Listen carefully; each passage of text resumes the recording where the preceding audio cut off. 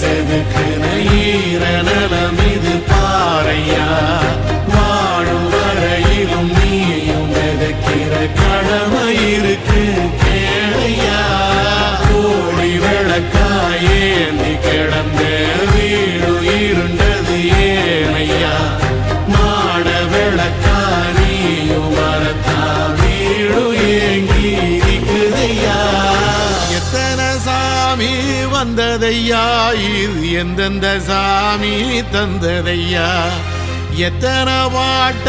சொன்ன